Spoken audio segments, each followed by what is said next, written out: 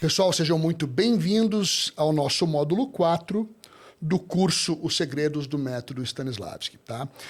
Esse módulo é um módulo bastante importante porque ele envolve um assunto muito controverso e polêmico do método Stanislavski. Inclusive, esse nome, método, eu falei lá no iniciozinho do curso, para aqueles que estão prestando atenção, que às vezes eu me referia a isso como método, às vezes me referia a isso como um sistema. Lembra disso? Então, nesse módulo aqui, eu vou inclusive explicar por que tem essa nomenclatura às vezes diferente. Tá? É besteira, né? É só semântica, mas ainda assim para os estudiosos aí de plantão é algo bacana de deixar claro. Esse assunto desse módulo aqui, que eu falei que é controverso, é o que a gente chama de memória emotiva ou memória afetiva. Tanto faz, dá na mesma, tá? O que é memória afetiva ou memória emotiva? É um recurso cênico que alguns atores e diretores utilizam quando a cena exige uma emoção muito intensa. Mais especificamente falando aqui, geralmente quando a cena exige que você chore muito, né? Porque dar risada, gargalhada, ficar feliz é uma coisa aparentemente mais tranquila e mais fácil, mas os atores às vezes morrem de medo, têm pânico de cenas de choro, né, e tudo mais, e fazem uso de vários recursos para que as lágrimas venham e corram ali à vontade. O que é exatamente essa memória afetiva ou emotiva? Vou dar o exemplo mais clássico aqui. É quando eu sou ator, então eu, Tristan, vou fazer uma cena e a cena tem algo que me abala muito. Então, por exemplo, eu estou terminando com a minha namorada na cena, ela termina comigo e eu preciso chorar. Aí eu vou lá fazer a cena, o choro não está vindo. Então eu, Tristan, lembro de um fato muito triste da minha própria vida, né? Pode ser um fato traumático, né? Alguma coisa assim muito dolorosa, e fico pensando naquilo de modo que aquilo me faça chorar, tá? Esse é o tal uso da memória emotiva, o uso mais clássico, né? O didático, assim, né? De catálogo de livro, é o do cachorrinho morto. Então eu vou lá fazer a cena com a atriz, na hora que ela fala, Tristan, vai embora, não quero mais nada com você. Tristan não, porque seria uma personagem, né? Então, sei lá, Antônio, não quero mais nada com você, me deixa. Aí na hora eu começo a pensar no meu cachorrinho morto, lá no Totó, que faleceu, sei lá há quanto tempo, e aí eu começo a chorar. E aí eu choro, faço a cena, maravilha, ótimo. Isso é um uso muito controverso, é uma técnica muito controversa. E muita gente que fala sobre Stanislavski, infelizmente até mesmo professores e escolas, associam o Stanislavski a essa técnica de memória emotiva. Então agora eu vou te dar a grande surpresa, caso você também associe. Stanislavski não usava isso, tá? Tem um tipo particular de utilização de memória emotiva ou afetiva que ele usava, eu já vou explicar qual é, tá?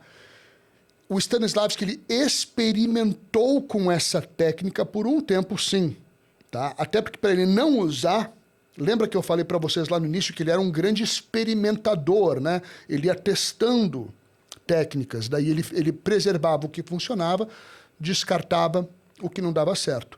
Então é claro que ele chegou a experimentar e testar a memória emotiva por um tempo, tá?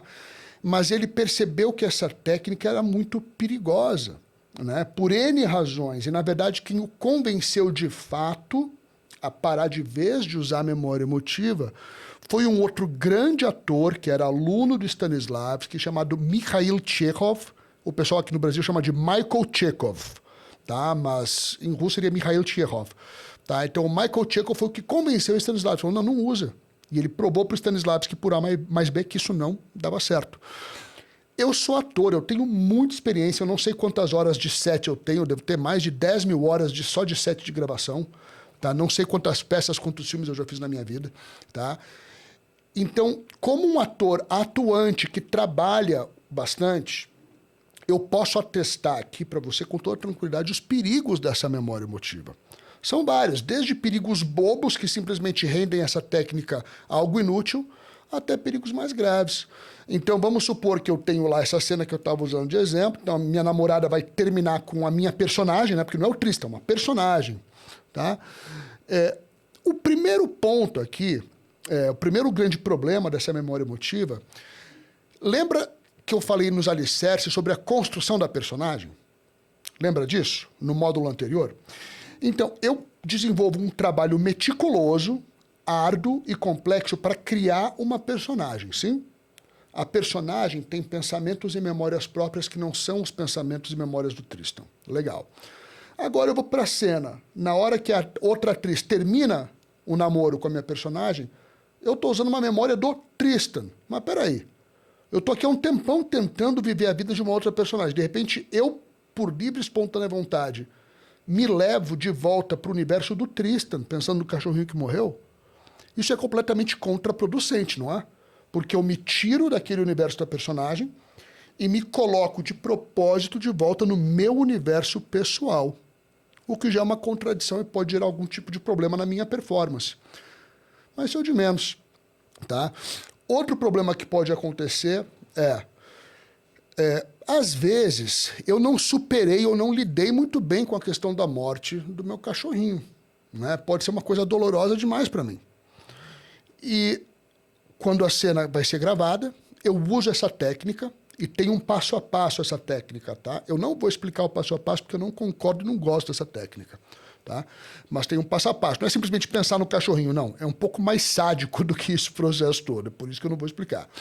Mas, enfim, aí vou lá, eu começo a pensar, uso essa técnica, trago a memória desse cachorrinho que morreu do Totó e começo a desaguar, a chorar, abriu a torneira, tô chorando sem parar lá. Aí o diretor vai lá e fala, corta. E eu não paro de chorar. E agora? A emoção não é algo que está completamente controlável, né? Se a nossa emoção tivesse um botão de liga e desliga, a gente não ia ter tanto remédio psicológico, tarja preta, psiquiátrico, não ia precisar de terapia, psicanálise, psicologia. Ah, tá, eu tô triste, já sei, vou apertar um botãozinho aqui e ficar feliz. Não é assim que funciona, né, gente? Antes fosse, seria bom ter esse lado, mas a gente não tem isso. Então, às vezes, eu vou lá, eu abri uma porta para um trauma com o qual não lidei muito bem. E se eu começo a sentir uma tristeza profunda, choro muito, eu não consigo mais parar. Ah, mas tudo bem, já chorou uma vez, deu certo. Você só pode falar isso se você nunca na sua vida gravou uma campanha publicitária ou um filme. Porque a gente, às vezes, repete horas e horas e horas e horas a mesma cena. Horas a mesma cena. E agora, se eu tiver que repetir 28 takes dessa cena, como é que eu faço para ficar... Ah, então agora, para de chorar. Lembrei do Totó. Volta a chorar. Agora o diretor fala, corta, para de chorar. Lembrei do Totó, volta. O diretor falou, corta, para de chorar. Gente, é uma aberração psicológica. Isso não existe. Então, o que vai acontecer aqui... Isso... Tem muitos casos controversos, famosos e polêmicos aqui no Brasil envolvendo essa técnica, tá? E, claro, eu não vou ficar aqui citando casos ou citando nomes, não é o caso, tá? Mas até envolvendo crianças, né? Crianças que foram sujeitadas, né? A utilizar esse tipo de abordagem em set de gravação. E aí começavam a chorar e não paravam mais de chorar. Aí o que você faz? Diretor de cinema ou diretor de publicidade não é psicólogo, não é psiquiatra. Um preparador de elenco não é psicólogo, não é psiquiatra, não é psicanalista. E o set de gravação não é terapia. Não é sessão de terapia. Não é lugar para você lidar com seus traumas. É lugar para você trabalhar com arte e com criatividade. Você tem que estar bem para trabalhar. Então a criança começou a chorar, eu comecei a chorar e não para mais. Você faz o quê? Interrompe a gravação agora, manda o Tristan para a sessão de terapia. Quando ele resolver aquele problema, daí ele volta para gravar? É assim que você quer trabalhar com isso? Ah, não, Tristan, mas então usa uma memória que não seja tão traumática assim. E quem somos nós para saber qual é o limite do trauma? Para saber que tipo de memória está dentro desse espectro? A gente não sabe, gente. Tratar de memórias tristes ou traumas, se você quiser, é com o teu terapeuta ou em algum centro espiritual. Mas não é para tratar disso com um preparador de elenco. Você não tem que ficar falando dos seus traumas pessoais para um diretor ou para um preparador de elenco também. Tá? Então, eu como ator, se um preparador de elenco ou um diretor começa a me perguntar sobre os meus traumas, eu não falo. Eu sou um profissional. Às vezes eu nem conheço direito o preparador e nem o diretor, vou compartilhar meu trauma íntimo e pessoal com você. Por quê? Você já viu alguma outra profissão em que o profissional seja obrigado a compartilhar seus traumas pessoais com o chefe?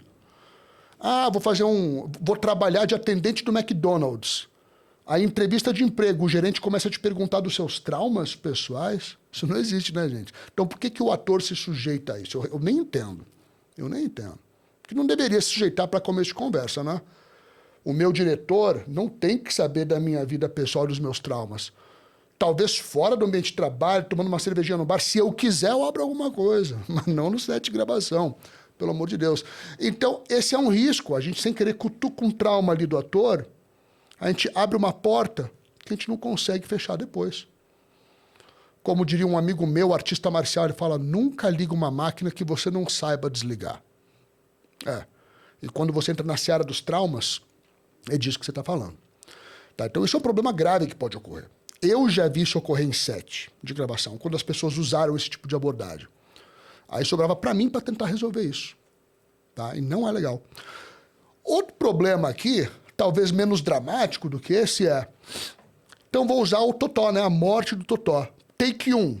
Vou lá, uso a morte do Totó, começo a chorar. O diretor fala, corta. Eu tento me controlar, me seguro. Ok, compostura. Tô bem. Take 2. Pensei no Totó, começo a chorar. De repente, chega no take 5. Eu penso no Totó, eu já não tô chorando mais tanto assim. Aí o diretor até estranha, né? Ô, triste. Eu me esforço, tento. De repente, quando chega no take 10, eu já não tô mais chorando. Take 12, eu pensei no Totó, falei, o Totó que vai pro inferno. Já tô mais, não tô um pouco ligando aqui pro Totó, gente. De tanto ficar pensando naquilo ali, o ser humano tem um mecanismo de curar os seus traumas. Então eu fiquei pensando tanto, de repente eu começo a pensar, o Totó teve uma vida boa. Viveu até os 14 anos, foi muito bem cuidado como cachorrinho, comeu bem, tinha ração, passeava. No final das contas era só problema, fazia cocô no lugar errado, estava doente, foi na hora certa. De repente eu não estou mais triste com o Totó. Pois é, eu resolvi o meu trauma ali por conta da repetição desse pensamento. Isso pode acontecer? Pode. Né? Tá vendo como o trauma é uma seara muito lodosa? Pode acontecer. E agora? E agora que eu resolvi esse trauma, como é que eu choro na cena, gente? Me fala aí você. Então, uma técnica que não é confiável não é uma técnica, eu não posso usar. O que eu vou fazer agora? Então eu vou ter que achar um outro trauma? Eita, então peraí, diretor, me dá aí uma meia hora. Preciso cutucar meus traumas para pensar em um novo trauma aqui para chorar de novo. Que demência, né? Pelo amor de Deus, não faz nem sentido. Tá? Então, Tristão, mas então como é que eu faço se eu precisar chorar na cena? Primeiro lugar, tá? Não se preocupa tanto com chorar numa cena. Essa não deveria nem ser a tua preocupação. Tá? Geralmente, quando a gente chora na vida real, um dos nossos primeiros instintos é tentar não chorar. Você já parou para pensar nisso? Então, assim, se eu estou vendo um filme, começo a ficar emocionado e eu percebo que eu vou começar a chorar, é natural, gente. Geralmente a gente se esforça um pouquinho para não chorar, esconde a lágrima, disfarça. Já começa por aí, né? Ninguém quer do nada, assim, claro, tem algumas pessoas que talvez queiram se vitimizar bastante, mostrar, mas é raro. Tá? Ninguém quer, olha pra mim, tô chorando. Não, geralmente é como um bêbado, não quero mostrar que eu tô bêbado, não sei que eu seja um moleque de 12 anos tomando o primeiro porre na vida, quero impressionar a galera, acho que é legal tá bêbado. Geralmente você quer mostrar que você tá bem. Com o choro, mesma coisa. O primeiro instinto do ser humano é esconder o choro, é segurar o choro. Tá? Já começa por aí. Outra coisa, quando você faz toda aquela análise que a gente já discutiu no módulo passado, eu sei quem é a personagem, já entendi quem é ela, já sei quais são as circunstâncias imaginárias dessa personagem, eu tenho um mapeamento, sei tudo o que está acontecendo. De tanto você pensar nisso, isso começa a tocar você. E se tem algo ali que realmente provoca o choro na personagem, se você fez a tua lição de casa, esse choro vai começar a vir, sem você ter que forçar. Tristão, mas eu tento e não funciona. Você tenta porque você está tentando errado, você está tentando chorar. Gente, acredita em mim, tenho 25, 30 anos de ator. Nunca teve uma cena em que eu precisasse chorar que eu não chorei, mas eu só chorava porque eu não estava pensando em chorar, eu estava pensando no que estava acontecendo com a minha personagem. E aí o choro naturalmente vinha. Se eu pensar, meu Deus, eu tenho que chorar. Ixi, gente, aí lascou. Aí é que você não chora mesmo. Porque você está pensando num resultado. E o ator não pode pensar no resultado. O ator pensa nas engrenagens que são a causa de tudo. Então, pô, tô numa situação aqui devastadora. Se eu verdadeiramente estou acreditando naquele faz de conta, lembra? Tópico 1, alicerce 1, verdade na ação. Alicerce 2, imaginação, lembra? Começa a fazer sentido para vocês tudo agora? Então, minha namorada terminou comigo, eu estou acreditando naquilo como personagem, não como Tristan. Estou imaginando tudo, estou vivendo aquele momento. Se aquilo realmente significa algo muito importante para a personagem, cara, o choro vai vir. Vai vir. Não fica se preocupando em chorar. Confia em mim. Ah, mas eu quero mais algumas ferramentas e exercícios. Você vai ter. Tem outro curso aqui no Claquete Digital. Eu não sei se agora que você está assistindo esse, o outro já está liberado ou não. Talvez já esteja, talvez tenha que esperar um pouquinho, não se preocupa. Se não tiver liberado agora, ele vai estar liberado daqui a pouquinho, que é o ferramentas práticas para atores, diretores. Lá também vai ter exercícios que vão te ajudar com isso. Então, pelo amor de Deus, não fica preocupado em chorar em cena. Se tem que chorar, se tiver que chorar, vai chorar. Tá? Não se preocupa, mas aí você usa essas ferramentas. Você não tenta pensar na lágrima. Pensou na lágrima, vai travar. E o Stanislavski, afinal de contas, usava a memória emotiva? Não usava, mas eu falei que tinha um tipo que ele usava, né? Assim, ele falava para os atores que era possível usar uma memória emotiva chamada memória emotiva análoga. O que é análogo? É basicamente quando você já viveu na sua pele, na sua vida, algo praticamente idêntico àquilo que a personagem está vivendo. Aí, se você achar que não tem problema, você pode usar. Por quê? Lembra que a gente falou de pesquisa, de laboratório, lá atrás dos alicerces? Você lembra disso? E aí eu falei para vocês que o tipo de laboratório mais potente era o de vivência. Lembra? Quando você vai fazer aquela pesquisa de campo. Uma memória emotiva análoga é basicamente um laboratório de vivência que, por coincidência, você já fez para aquela personagem. Entende? O que eu quero dizer com isso? Então, vamos supor que eu vou fazer essa cena aqui. A atriz vai terminar o relacionamento comigo na cena. Vamos supor que eu nunca tenha vivido isso na minha vida. Eu teria que ser muito sortudo, né? Nunca nenhuma namorada terminou comigo na minha vida. Então, eu não sei como é isso. Não sei qual é a sensação de alguém terminar um namoro comigo. Né? Putz, como é que eu vou interpretar essa cena se eu nunca vivi? Eu vou ter que dar uma pesquisada, fazer o meu laboratório, sim? Então, eu vou tentar conversar com alguns amigos que já viveram essa situação. Como é que foi? Como é que você lidou com isso? No que você pensou na hora que a mulher terminou com você? Para que eu entenda, sim? E aí, com base nessas informações, eu vou ter dados o suficiente para levar para aquela cena. Legal? Legal. Isso seria a minha pesquisa. Agora, se alguma namorada já terminou comigo na minha vida, eu já, sem querer, já fiz essa pesquisa. Eu já sei qual é a sensação de ser descartado pela sua namorada. Eu já sei no que você pensa, nossa, mas eu tinha planos, eu só vi o futuro com ela, tínhamos o quê? A sensação de não ser o suficiente para outra pessoa. Eu conheço, eu já vivi. Então eu posso pegar essas coisas emprestadas e levar para a situação da cena. Ah, mas isso não vai prejudicar você, não vai te deixar muito abalado? É por isso que eu disse, você vai ter que se investigar e se perguntar, eu posso? Eu dou conta? Eu consigo usar isso sem que isso me destrua emocionalmente? Aí vem uma coisa de humildade e responsabilidade emocional, tá? E de vivência, de vida, de maturidade, de experiência. Eu já recusei papéis na minha vida em que as personagens viviam algo muito semelhante ao que eu mesmo, Tristan, vivi, e eu sabia que eu não estava pronto para dar voz àquele assunto. Eu achava que ia sofrer muito e talvez não tivesse no melhor da minha habilidade, tá? Então, eu fui obrigado a ter essa humildade de falar não. Isso vai daí de cada um. Então, esse tipo específico de memória emotiva, o Stanislavski fala, tudo bem, assim, não vai ter nem como você não pensar na sua memória, porque é algo muito parecido com o que você já viveu. Então, nem dá para desligar esse botão, né? Não tem como. Tá? Então, isso tudo bem. Agora, usar uma memória emotiva totalmente aleatória, só para chorar em cena, isso é um truque barato e, além de barato, perigoso e instável, tá? O Brasil é uma terra muito interessante, né? Onde o pessoal não gosta muito de estudar. Tem muita gente no Brasil que usa isso, tá? Muita gente que usa. E tem gente que fala, não, eu que inventei e desenvolvi esse método para preparar os atores. Isso, para mim, é realmente fascinante. Ver que as pessoas têm coragem de falar isso e vê que os atores não pesquisam e ainda acreditam e compram a ideia. Não, ninguém inventou. Esse negócio de memória emotiva já foi utilizado e descartado na Europa e nos Estados Unidos há mais de um século. Tá? Que em terra de cego, quem tem o olho é rei, né? Então, se você ficar sabendo de qualquer método de preparação de atores que usa isso, fala, não, esse é o meu método. Não, não é. Não é. Tá? E aí, para encerrar isso aqui, tá? Esse módulo com essa curiosidade específica, e não tem como falar de Stanislavski sem falar disso, é por isso que eu inseri isso nesse curso, tá? Porque muita gente associa Stanislavski a isso, então isso tem que ficar claro, tá? Eu falei sobre o nome, né? Sistema e o método. Agora vamos deixar isso claro de uma vez por todas.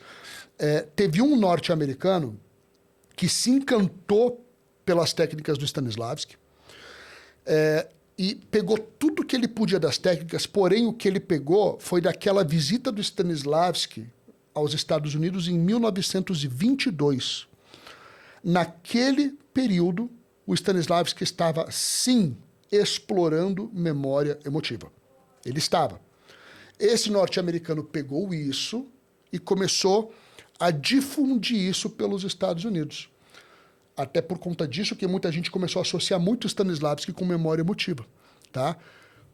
Pouquíssimo tempo depois, o Stanislavski aboliu, porque ele viu que os atores estavam entrando em estado de histeria ao usar memória emotiva. Parou de usar. Esse norte-americano não parou de usar. O nome desse estudioso norte-americano era Lee Strasberg, tá? Ele continuou usando memória emotiva mesmo depois que o Stanislavski parou. Por que que o Lee continuou usando? Porque a memória emotiva, como disse, é um truque barato e dá resultado muito rápido. Não precisa ser ator. Se eu pegar qualquer pessoa aqui da esquina e essa pessoa se permitir usar seus traumas, eu faço a pessoa chorar. Você entende? Não precisa ser ator. Então é um truque rápido, um truque barato. O próprio Lee Strasberg não era ator, tá? Ele era bibliotecário e atuava pouco. Para quem não atua, é aquela coisa, né? Pimenta nos olhos dos outros, é refresco. Então eu posso te fazer chorar à vontade, não sou eu que estou sofrendo, né? E aí, quando o Lee estava usando isso da memória emotiva nos Estados Unidos, todo mundo falava assim, esse é o método do Stanislavski, né? Então, a palavra method, né? Method acting, atuação metódica, surgiu aí.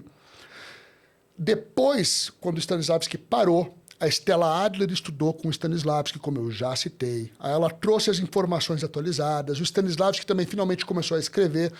Para diferenciar desse tal método, eles falaram assim, tá, esse daqui é o sistema do Stanislavski, que não usa memória emotiva.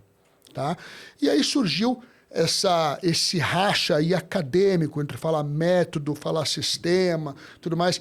Isso é mais interessante para a parte de pesquisa acadêmica. Para nós que somos os práticos, né, do ofício, atores, diretores, não importa tanto, tá? Eu mesmo, várias vezes eu falo método, eu falo sistema, eu não dou tanta bola para isso. Eu não uso memória emotiva, eu já usei em mim, já dirigi atores com isso, eu sei que faz mal, prejudica, machuca, não uso.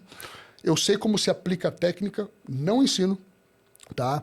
Se você quiser, por conta e risco, mas não aprendeu comigo e não aprendeu no claquete digital, tá bom? Quer usar para ver como é que se lida com seus demônios pessoais, eu acho melhor você usar na sala de terapia, tá?